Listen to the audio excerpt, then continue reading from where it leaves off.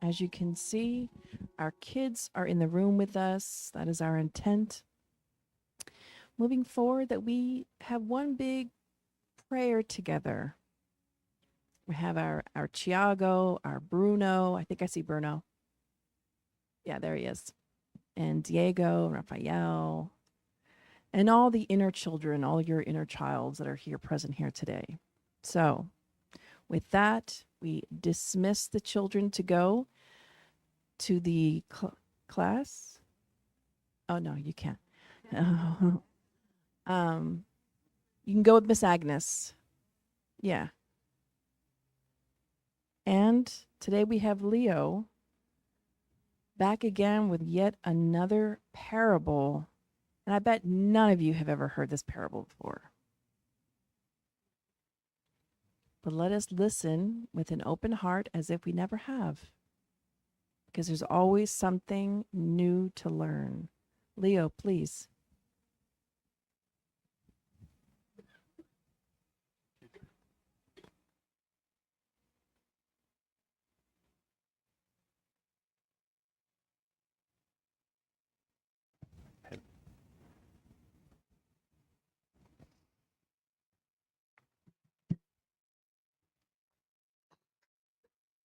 Good afternoon and good evening to those who will be connecting with us soon, here or through the web, and good morning as well for those who will watch us through the web in the future as well.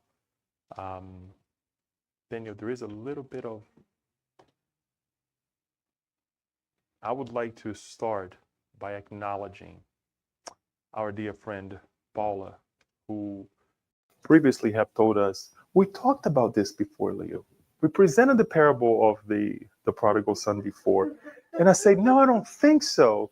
But we have to acknowledge the resources that we have around us, the women around us that can remember, all the things that men cannot, right? So we have to. So we have had, and I'm pretty sure that she even remembers what was I was wearing at the day as well. But I'm pushing a little bit. But in any case, I mean, we have presented. It was actually I did find, and I think it was a meeting during December of 2022. So it's about a couple of years now. It's about for us to revise it, right, or to go back to it and analyze again. And we will do in a different way. And what we have prepared, it's actually well. Let me take a little bit back here. I'll try to be brief so we can get into what's really important. When we prepare these messages, is we study. Obviously, we dive into the different elements that Spiritism brings to us, not only in the codification straight into the codification, but also the works of André Luiz, the works of Emmanuel. Emmanuel is a great resource that we have in the collection Living Spring.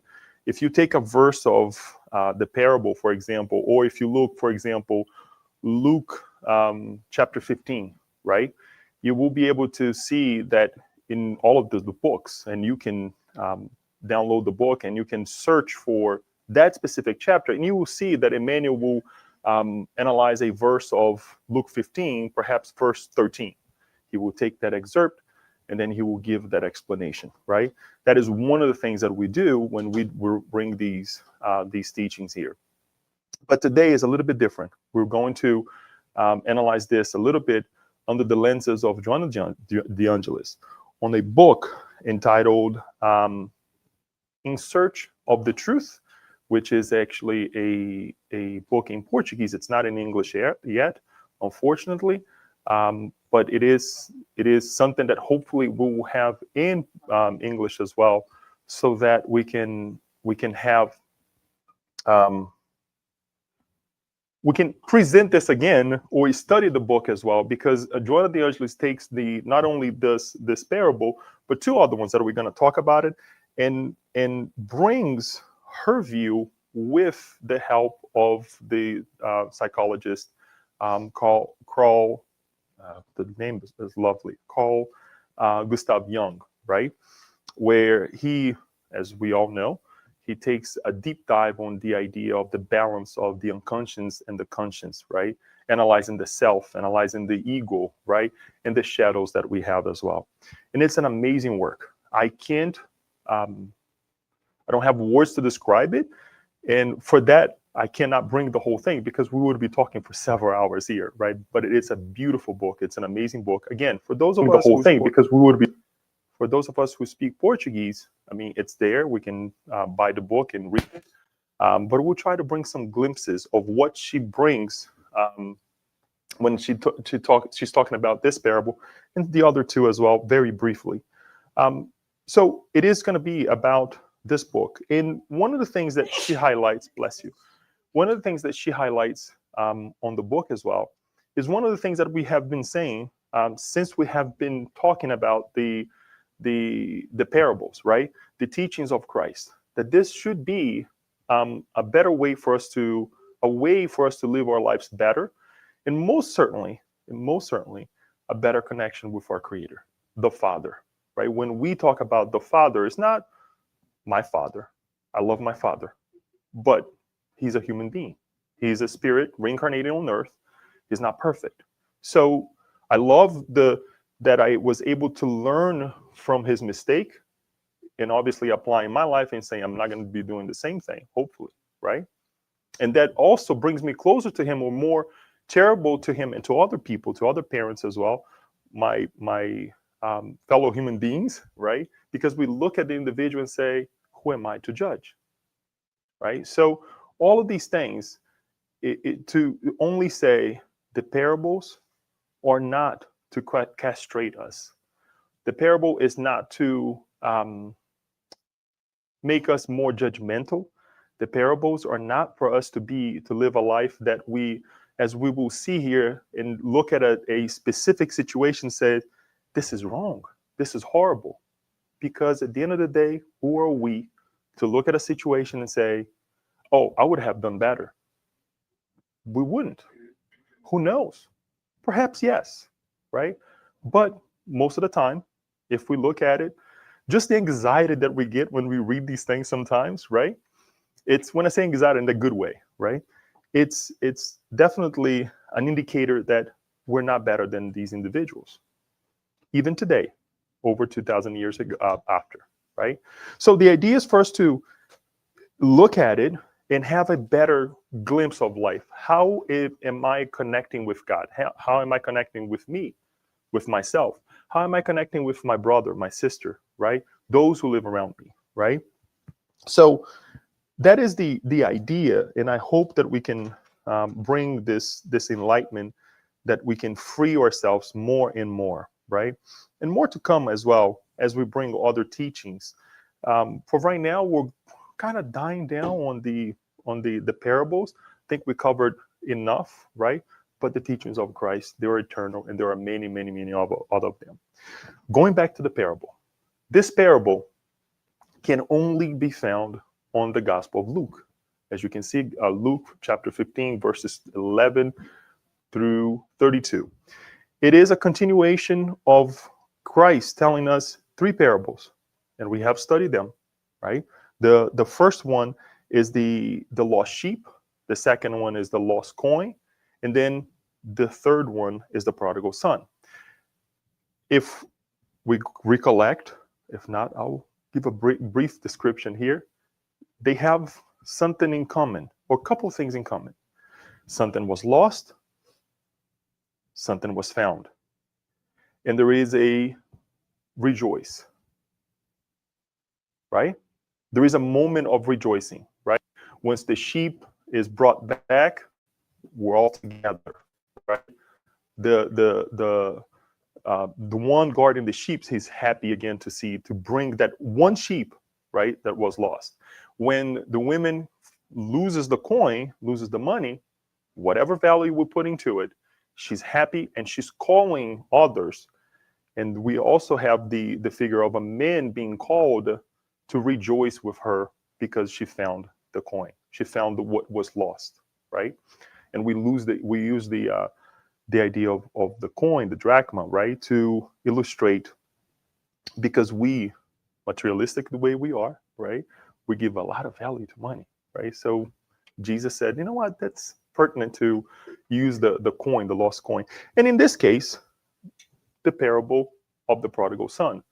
We see that we will see that there are two sons, brothers, right? That one leaves, the other stays, and we will see a little bit more of how they relate to one another. The one brother with the other, right? The brothers, obviously, with the father. So what I would like to do is to take the time to read the parable, and then I'll ask a couple questions, and then we'll dive into the younger son, and then we'll dive into the older son. Obviously, because one relates to the other, we may have to go back and forth with one another, and especially when we're dealing with the relationship between one of the sons with the father as well. So this is what Jesus told us. There was a man who had two sons. The younger one said to his father, "Father, give me my share of the estate." So he divided his property between them. Not long after that, the younger son got together all he had, set off for a distant country, and there squandered his wealth in wild living. After he had spent everything, there was a severe famine in the whole country, and he began to be in need. So he went and hired himself out to a citizen of that country, who sent him to his fields to feed pigs. He longed to fill his stomach with the pods and that the pigs were eating, excuse me. But no one gave him anything. When he came to his senses, he said, "How many of my father's hired servants have food to spare? And here I am, starving to death. I will set out and go back to my father and say to him, 'Father, I have sinned against heaven and against you. I'm no longer worthy to be called your son. Make me like one of your hired servants.' So he got up and went to his father. But while he was still a long way off, his father saw him and was filled with compassion for him. He ran to his son, threw his arms around him, and kissed him. The son said to him, 'Father, I have sinned against heaven and against you. I am no longer worthy to be called your son.' But the father said to his servants, 'Quick, bring the best robe and put it on him. Put a ring on his fingers and sandals on his feet. Bring the fattened calf and kill it. Let's have a feast and celebrate. For this son of mine was dead and is alive again. He was lost and is found.' So they began to celebrate. Meanwhile, the older son was in the field. When he came near the house, he heard music and dancing. So he called one of the servants and asked him what was going on. 'The brother has come. Your brother has come,' he replied, 'and your father has killed the fattened calf because he has him back safe and sound.' The older brother became angry and refused to go in. So his father went out and pleaded with him. But he answered his father, 'Look, all these years I have been slaving for you and never disobeyed your orders. Yet you never gave me even a young goat so I could celebrate with my friends. But when this son of yours, who has squandered your property with prostitutes, comes home, you kill the fattened calf for him.' And the father said, 'You are always with me, and everything I have is yours. But we have to celebrate and be glad because this brother of yours was dead and is alive again. He was lost and is found.'" Pretty long, but we get the picture. And here's my question to you. And this is the moment that we can say it. If you don't want to say the second part, it's okay. But my question to you is the following. Who do you identify the most with out of these three characters? And why?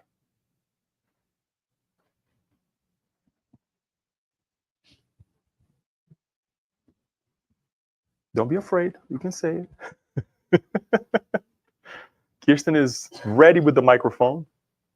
It's okay. It's not a judgmental session, but otherwise I will make my own questions and we will get to the bottom of it.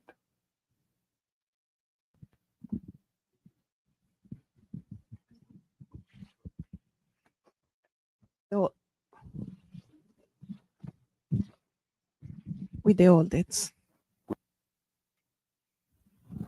Don't leave.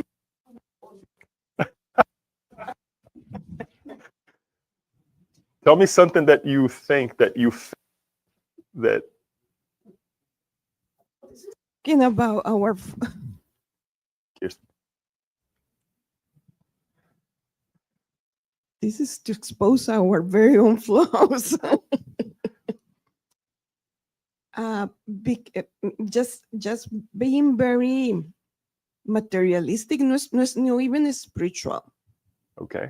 I always felt like I'm the good daughter, the good child, always doing what my parents say. I didn't have that rebellious phase when I was a teenager and adolescent, and here they are, my brother and sister, that they were crazy. They didn't do what you did. They did what you didn't do, right? That's a good thing. Exactly. Okay. And my parents are like, "Ooh." Obviously this happened years ago. That's perfectly right? fine. But it's a way to identify. And I always have, although I know there's this explanation for the oldest son attitude, I'm always feel a little bit of sorry for him. Thank you, and thank you for not only for exposing yourself, but bringing this perspective of being sorry for him. Right? Thank you, Jeanette. Yes, I think I identify myself with the one who went away, spent everything. Mm-hmm. And I think I spent my time when I was young, and now I try to recover everything that was wasted. And then that's why I'm identified with him. Thank you. Anyone else?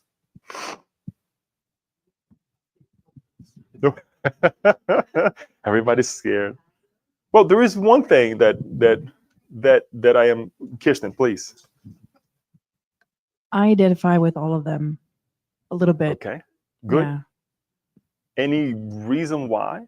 Just because I have different parts of me that I think I feel like can identify with them, like a little bit of the prodigal son, a little bit of the older brother, a little bit of the father, being a parent myself. And so kind of having this 360 view of like at some point, we've all been one of those things, or maybe one more than the other. Thank you. Thank you. Great. And thank you for your perspective as well, because it gives us the ability to experience some of this. And again, I think all the three of you and all of you who are thinking too, because we know we identify with one of them. But one of the things that I'm glad that none of you just said, I identify with the Father. Because if you were to say such a thing, I would say, prepare yourself because you're about to discarnate, because you're so elevated that, I really worry about you. Let's go ahead and say our goodbyes because you're there. But that it was not the case. And this idea of this, thank you, of this 360 view of looking at things from different perspective is basically what we were trying to accomplish, right? Is to analyze these different elements here and say, how can I live better? We go back to what Joanna De Angelis dives into, the self, right? And the ego, right? And we're going to go back to these elements that sometimes this entire being, right, that is the self, sometimes have these drives to get out of the house, right? To serve the parent and to make sure that we have this, that we put this drive inside of us. Let's put it this way, right? We create this drive inside of us that I have to be there. I have to be the example, right? And then we forget that we also have our needs, and we create problems because we may be in the house, and we'll see this later on, but are we fully in the house, right? We go away, but do we go away for foolish reasons? Because it's okay. Each one of us have dropped out of the house. We're adult beings. We have families. We left our parents, right? All of us did that, right? Some of us stayed, as Alba mentioned, right? Back in the day when we were still in that family, right? Or some of us is still with a lot of family members connected. And sometimes we feel that is our obligation. And we forget about to grow. And the ego comes and then develops, shows something that we have inside of us that is, so suffocating. And in some cases, also the shadows that we create amongst ourselves. So let us take a look. I'm just going to go back to what happens with the first son. The first son goes and asks to the father and asks to divide, or to ask for his, he didn't say even divide, give me what's mine. What happens, when does that happen if the son or the daughter doesn't emancipate, or the parents does not emancipate the kids to receive the inheritance? When does an inheritance become, after what? The death. So the scholar tells us that for a son at a time to go to the father and say, give me what's mine, that was like the end of the world. It's basically killing the father, right? It was very daring. It was a no-no, not only for the family, but also the location where that family lived. Because doing so, you're wiping out all the connections with that family. So if you were to say, I'm going to ask for what I have, and I'm going to live next door with Mr. Smith's house because I love his daughter. No, it ain't happening, right? And back then, it was one of those things. So the son is asking for something that is, number one, not truly his, because the father is still living.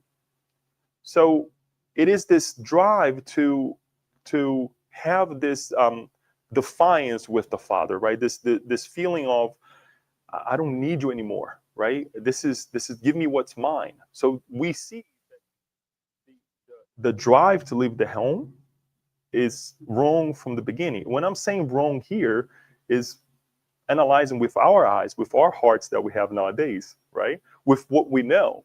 Because for him, it was something natural. Much like when we did something wrong towards our parents, towards society as well, towards God, right? We do things thinking that, oh no, this is okay. Just for us to analyze the drive behind this whole thing. Because he doesn't leave the house with a good intention. He wants the money to live his life. It's that ego that is driving, right, to find something that we know that he didn't find. And then we know what happens to him. He leaves the home, right, with all that he had, right, that the father divides what, everything that he had and gives half to him. Because if we see that he comes back and the father still have what he has, was it really half, right? We don't know. Or maybe the father multiplied again what he had when he was away partying and doing all these things. But then there is another element that happens to him that it is actually on the parable. Does he go back because of the father, or does he go back because he's hungry? He left, he's back, but is he really back? And all that I'm asking myself as well in terms of my relationship to God. So sometimes we deviate from life, right? From let's say, the good path. I'm not even going to say the righteous path, but the good path, right? And we go back. Something happens to us. We feel the indigestion of eating a little bit too much outside, or living a little bit too much life. And we're saying, you know what? I need to go back. I'm going to go back to the center. I'm going to go back to my weekly prayers at home, right? Are we going back because we want to feel settled again, or is truly our connection to God? So we have to analyze these traits that we have inside of us. We have to analyze the ego saying that, look, I want to do this. And it's not to repress. I'm not saying to repress. I want to do this, but for what purpose? What is the need?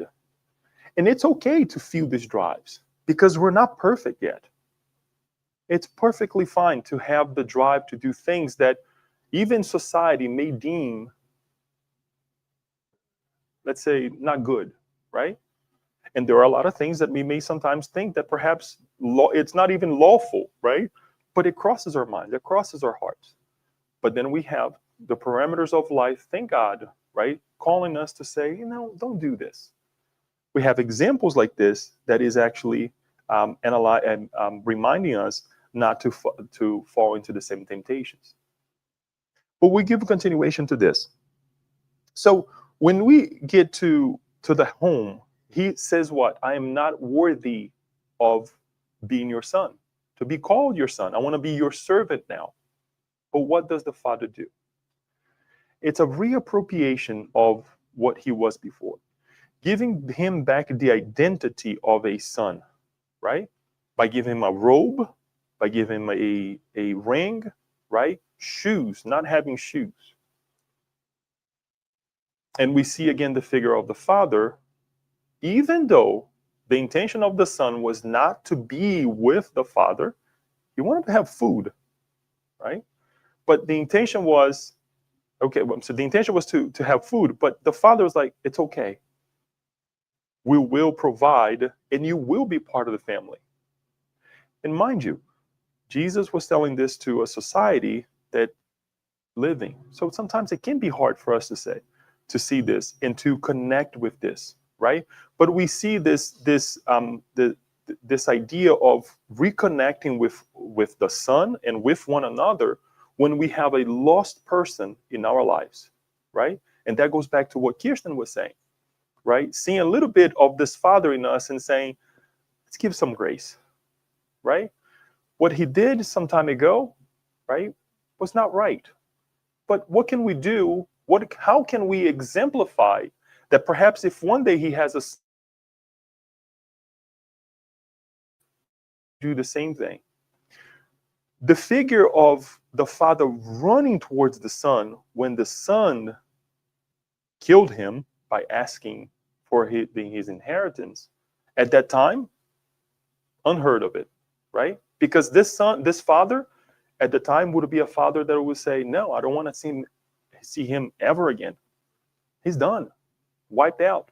Because at that point, he cut any or all of the ties that he had with that family and with the area, the clan, the group of people that they used to live with. And the teaching here is not only for the two sons, right, but also because we see that he has several servants. Even though the figure of the servant here, as we learn from the parable as well, that they're not part of the family. And Jesus is using this to now let's give the proper means for this individual to also be shown, to be seen as my son. That's extremely important. And Joanna de Angelis reminds us as well that we ought to do the same thing when we find the son back in our lives. When we find that sheep, when we find that coin. And it gives continuation by saying, what? Kill the party. Let's celebrate because my son is back. Not perhaps the way he ought to be, but he's back. It's a beginning. Right? And this speaks highly to me because sometimes we have, the and we hear this a lot today. The person will do, once, the second time, the third time. Yeah, it may be so. And the person will err. I will err many, many times. Perhaps the same way. Hopefully not. If I do it, let me know. Right? And we forget to give that ability for the person to go back to their senses. Right? Imagine, let us, and I often do this when I'm reading these passages. I often think, what if the father would say, okay, come back, but you're going to be my servant? Would that be the right exemplification by Jesus for us to connect with our Father? I don't think we would have, and I'm saying here in terms of religiosity, right? Not religion. Christianity right, in terms of following Christ's teachings the way we have today. Not at all. Because the Father that I like to believe and that Spiritism brings to us as well is not the Father that condemns, but it's the freeing Father that is saying, here are the elements. Here are the laws that are inside of us. We have free will, right? We have a choice. Joanna de Angelis reminds us on that chapter that we just read, chapter 122, to be ourselves. It's not that I'm going to be more that I have to be or less that I'm going to be, but for us to look at these drives that we have inside of us, to leave, to go, right? To let me live my life, right? And say, what am I doing? So that the consequences of my actions will not be of create difficult situations for other in their lives as well. So we see the connection with the Father here. We see his drive, that his wants were not sublime, and that's okay because we're on the same boat. There is one element that we would like to analyze as well before we go to the second brother. Think of this brother as well, the younger son, thinking about the brother, the older brother. I am quite sure that based on how the older brother react when he came back, that he was thinking, what will my older brother think of me? Alba, if your younger sibling were to leave, right, you would be like, now you're coming back? Wouldn't you? Because I would. And I'm the opposite. I'm actually the youngest one, right? So in when we look at our connection, but he had the drive to say, I'm going to face that. Whether it was for a higher need, whether physically because he was hungry or not, but he actually had the guts to say, I'm going to go back. And then I'll finalize this with this whole thing. He had the gut to leave, guys. Because sometimes we stayed with this or that situation. We live with this, let's say, with this box in our lives because we are afraid to make a decision. And sometimes we're simply lazy to live that situation, to say enough is enough. So I don't blame him, not at all. Now, we know the consequences, but I admire in the position of saying, I want to leave. I want to see what the world is, right? God knows what he had in mind, right? But sometimes we live enclosed with the Father, and we're going to see this with the older brother. But are we truly there? The same way that the father, that the younger brother had to face, probably thought about what my older brother would think, right? What was the son or the older brother thinking within himself? What if I were to do the same thing? What if I were to leave? He didn't say that. But what did he say? I'm here this whole time and you're never giving me anything. And when he says that, I'm jumping a little bit now because it connects, right? And I want to go back here.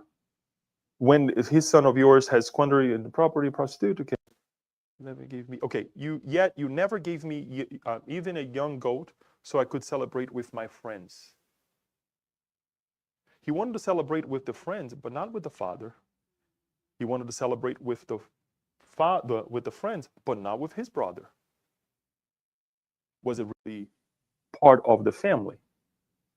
He was bloodly ties, yes, but not integrated in the family the way he's supposed to be, right? Or at least as we are called to be when we reincarnate in, with other family members. Whether we had blood ties in the past or not, whether we have reincarnated in the past or not, that doesn't matter. The idea is the now, right? And as we go back to the to the to the beginning of this part here, now talking about the older brother, right? He's infuriated because now the brother is back. So he's probably thinking, now I have to deal again with my brother to, thank you, how do I say, to divide everything now that we still have. Now I'm going to have to compete with him again. There was a problem that, was solved, right? Because he left, but now he's back. And he stayed outside. He did not want to partake with the celebration with the whole family that the brother is back. He asked, he asked what it was. He's told what is happening, but still he stays outside. He does not engage with the brother or with the father. Joanna de Anjos brings to us that he has this beautiful drive to be serving the father, not as a son, but as a servant. He's doing things because he was told so. He's doing things because he put himself in that box, never seeing as the father told him, what's mine, it's yours. But he saw himself just as a servant, not really give him the chance to be part of something. And we do that in our lives as well. Inflicting ourselves a pain that doesn't really exist, but it's simply our view of the world. Yes, many things contribute to it, right? Our upbringings, who the people that we deal with, the environment, what's happening in general. I agree with it 100%.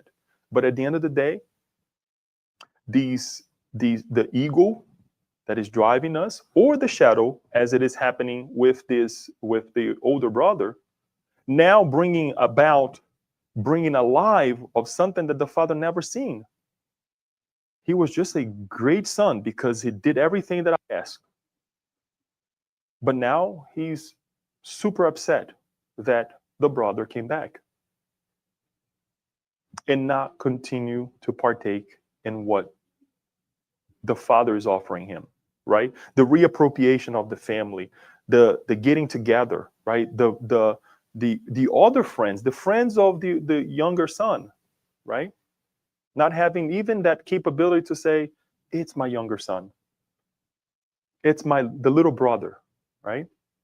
As I am quite sure, right, Alba, that the younger brother always, the oldest brother always, in many, many cases, sees the other as the little ones as their, in certain cases, their upbringings as well, because of the responsibilities that are bestowed from the parents onto that older sibling.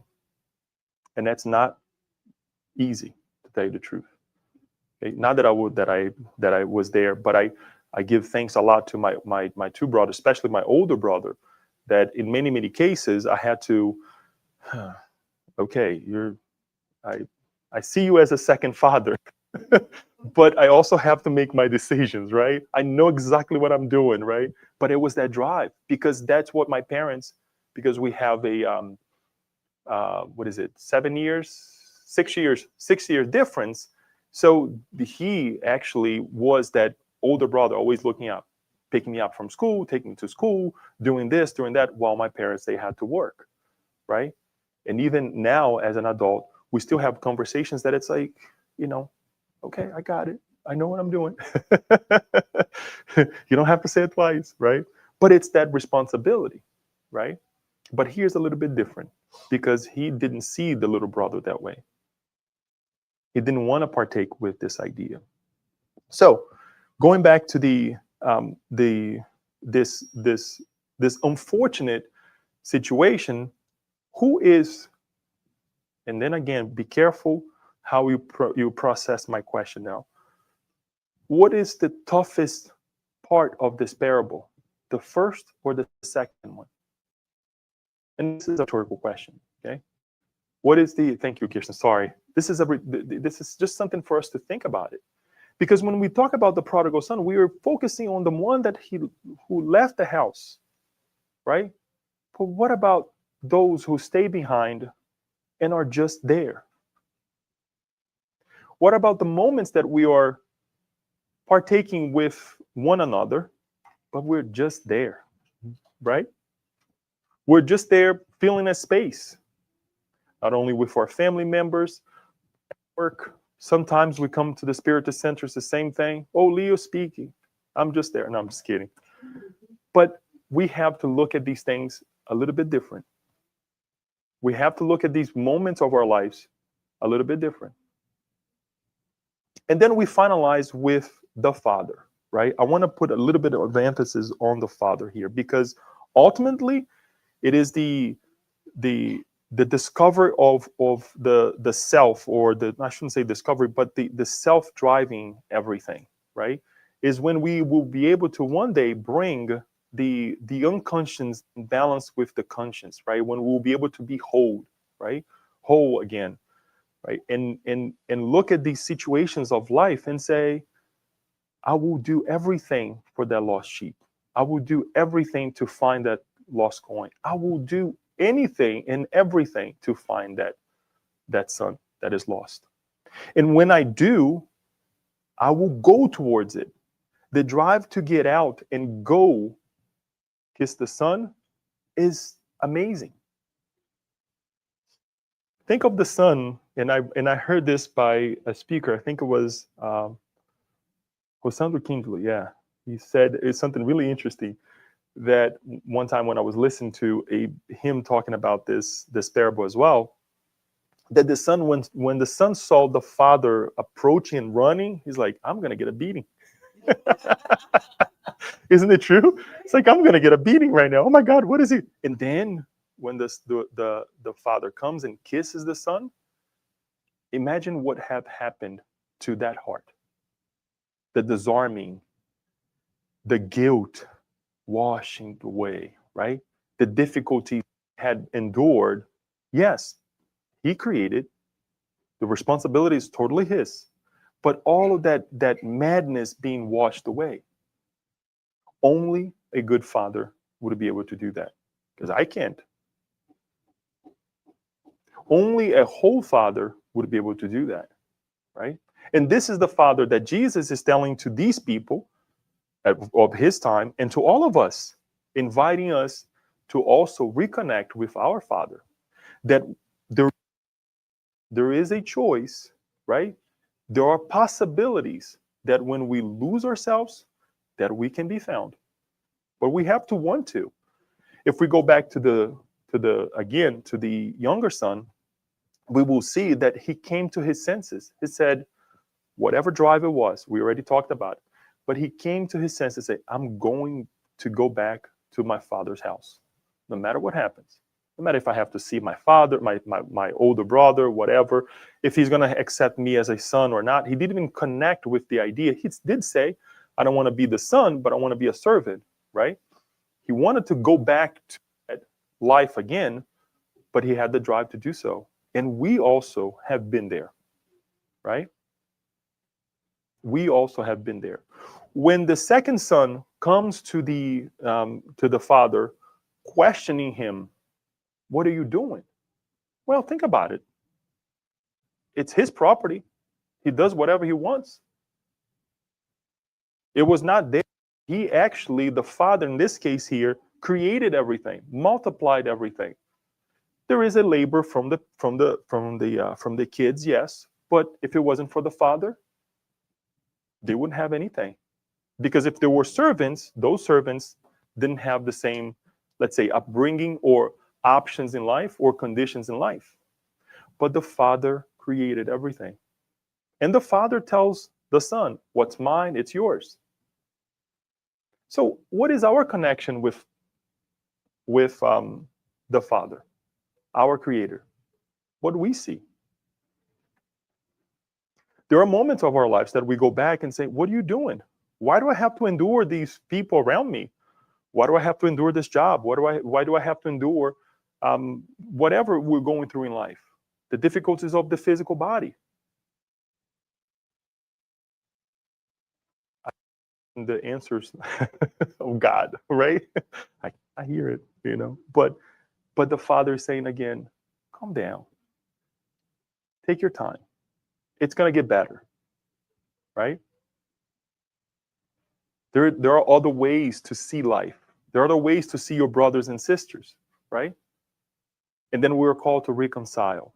And then we're called to, let's partake on this celebration. It may not be your celebration the way we want to celebrate, but let's partake in the celebration of life, not only your life, but everyone else. And most importantly, the celebration of the return of a lost brother. And the brothers and sisters here, we would like to say the brothers and sisters of the world as well. As we expand the idea that it's not just my blood type brother and sister, right? But everyone else that is around us. I dare to say something that I would never think that that I would hear, but if you read the book, Joana de Angelis, and I'll use this to finalize, he tells us that Jesus is the prodigal son of love because he left the house of God, right? To come to us, to partake with us, to be with us, and he goes back to the Father, right? It's a different perspective in life to remind us that it's okay to leave the Father's house, right? It's okay to go and do whatever we have to do if we have a purpose in our hearts. And obviously that purpose has to be positive, has to be not of this world, right? But for us to grow and help others grow as well, because that's what he did, right? So there's nothing wrong leaving the house. There's nothing wrong staying in the house. But what is the purpose? Are we doing forcibly? Are we doing because we're just there to get a tap in the back or a paycheck of being, or a title to be the older brother or the younger brother, whatever, right? Or to be the husband, to be the wife?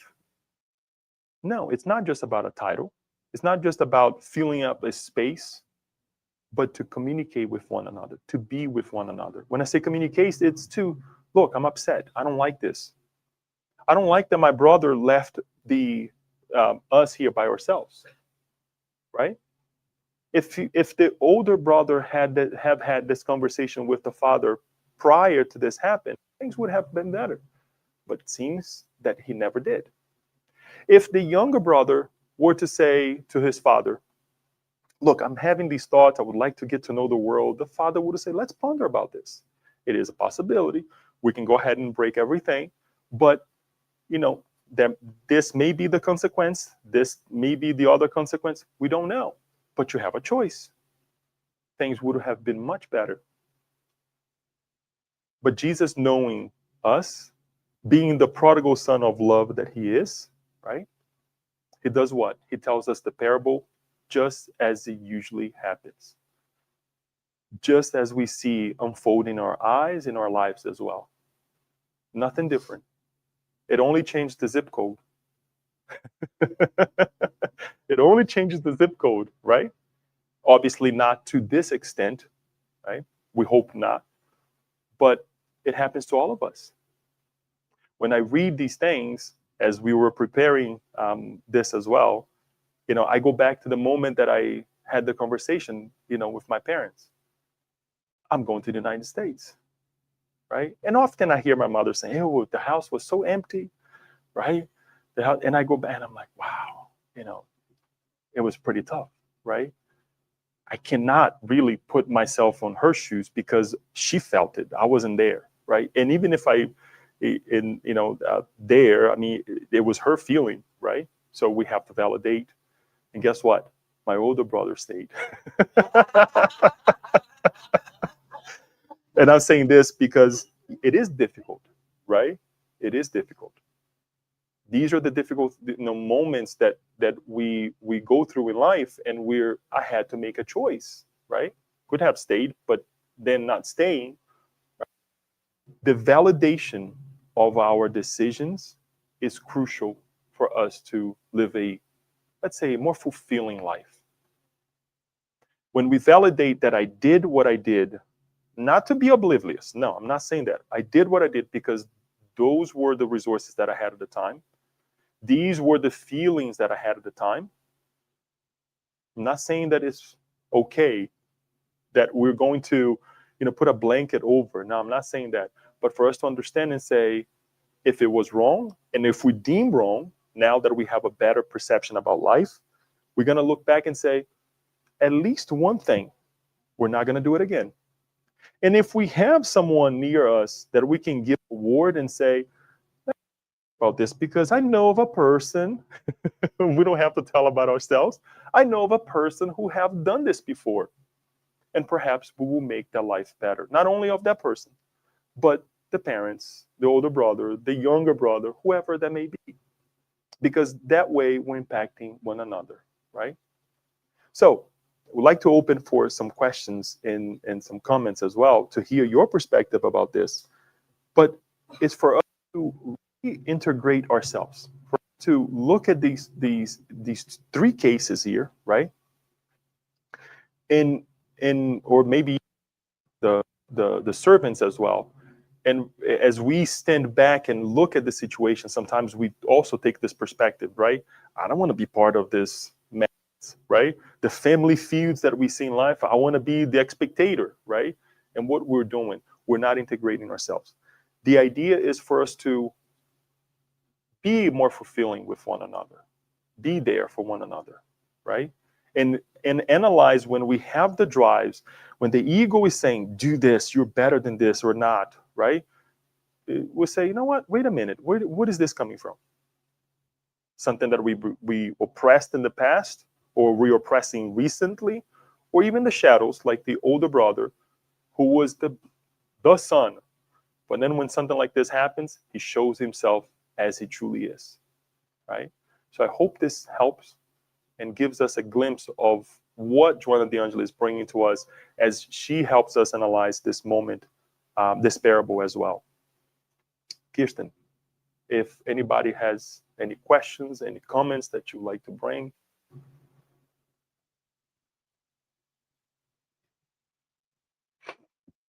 Here comes the older sister. I want to clarify that I'm the middle sister, the middle person, but I'm talking about my sister and I. Leo, can you go back to the previous slide, please? Mhm. Under line 20, right? Okay. When Luke described so poetic and so beautiful the father's reaction, Mhm. filled with compassion. And I think compassion, if you have a highlighter and you can put it in yellow there, Mhm. I think that is a key for the I don't think entire we can highlight here. parable. Yeah, it goes back. Yeah. Because what is compassion? Is to feel the pain of the other, right? Mhm. Is to understand when the neighbor is coming from. And then he doesn't stay static and wait for the son to come to me. He goes to him Mhm.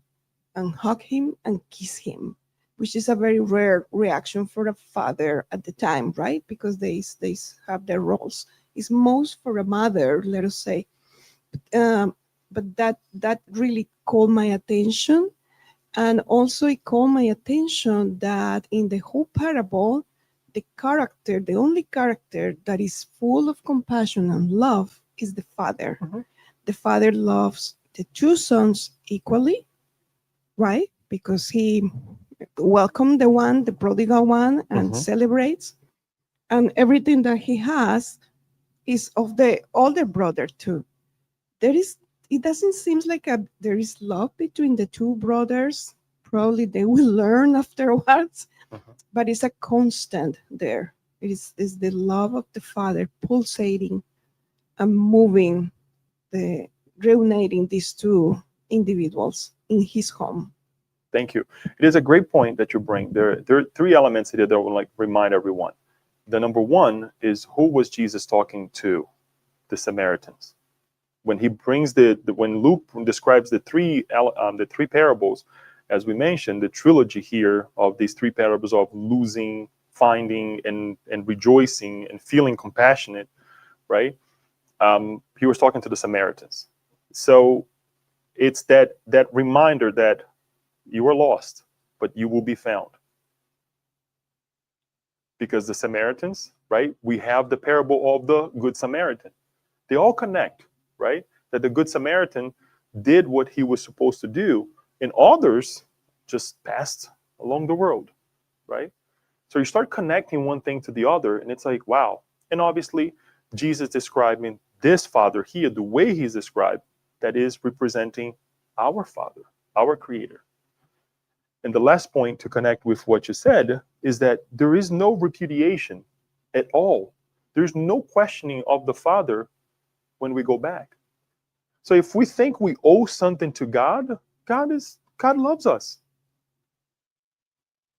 That doesn't mean we won't have to bear the consequences of our actions, but God is waiting for us to do the right thing. Well, okay, it did something wrong, an opportunity to make it right now, right? Sometimes it's a little bit difficult because we're talking about time, generations, reincarnations, depending how deep we get into this leaving the house inappropriately, right? But the opportunity. But there is no repudiation. Just like you said, compassion only. I'm going to you. What about the mentors when they go to the depth of the lower zones to rescue a loved one? As we learn, bless you, as we learn with Spiritism. Isn't that what we read? Isn't that what we learn? And we're not talking about Jesus. We're talking about a spirit that has developed so well morally that is so compassionate towards us that they go to the bottom of the pit to help us. And it happens. I like to say that I've been there and I have been rescued, right? The moments that my mother had to pull my ears, come on, get out of there, right? You dig in a hole, get out, right? And my father as well. So why not look at God in a different way? Thank you, Abba, for the reminder. Anyone else? Paula, please. Yes. Speaking device. Welcome to the speaking device. Does this work? Okay. It is working, yeah. What I've been reflecting on is the evolutionary leap in this parable, because we move from an eye for an eye and a tooth for a tooth. Mm-hmm. You would think when the prodigal son came home, he would be punished in some form. That to me is the Old Testament way of handling stuff. Mm-hmm. But Jesus is bringing this new leap of unconditional love and forgiveness, which is startling because we're still working on this now. When you look in our society, we still have a fair amount of people doing an eye for an eye. Mm-hmm. And the other thing I was thinking about was the old way again. When you get punished by some authority figure, you can say to yourself, I had it coming to me, but you can still be mad about it. Mm-hmm. But when the newer authority figure just says, I love you and I forgive you, there's nobody to rebel against anymore. You're left with yourself, which is where you always need to be left, with yourself. Mm-hmm. Amazing. Thank you. Thank you. There is the before and the after, right? One society where God was presented to us as no, don't do this, thou shalt not, right? And that's nothing wrong, because if we were to still live under the 10 Commandments, we would be a better society, still much better society. So I'm not saying that's wrong. And then we come with Jesus and give the sleep, as Paula said, that things are like, no, yes, don't do, because they kept, many of the teachings were kept, but now it's saying, but do it this way. And then Spiritism comes and gives us what? Watch the consequences. Because there is reincarnation, right? In a good way. There is reincarnation. There is a new beginning. But it is so true that, yes, we have this leap, that we have this new, this capability now to say, wow, God just accepts me the way I am, with my flaws and my mistakes. also with the good that is inside of me because I have conquered A, B, C, right? And I don't have to blame anybody else for what happened and what it will happen from now on if I take a different approach, obviously, in life, right? And reconstruct my life. So very well. I am glad that you mentioned that, you brought that analysis as well. Kirsten. We also have to think, you know, Joanna says in Happy Life that we are always an example for someone. And I think I've never thought about this into this moment, but imagine what the servants were watching, you know, seeing all this, like, whoa, like this dad is accepting him back and is killing the fatted calf, and you know, watching this whole dynamic. I'm sure they would have, you know, take home this message of love. So it was just something interesting. Just wanted to mention it. Thank you. I would be, if I was one of the servant, which we are, like I mentioned, sometimes we become the spectator. We see something wrong developing, you know, near us or with a friend, and we don't say anything. We're like, oh, let the madness, you know, go on. Not that we will be, you know, of the one that is like, you know, putting our 2 cents, you know, in every situation, but at least pray for the family, right? But we don't even do that.